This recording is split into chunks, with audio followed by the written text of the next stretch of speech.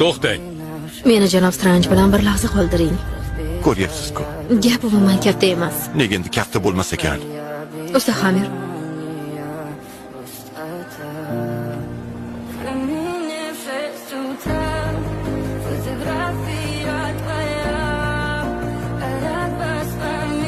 Rahmat usta Xamir. Daryoni hukmingizga zo'rlab bo'ysundira olmaysiz. O'zingizni uning hukmiga topshirishingiz lozim.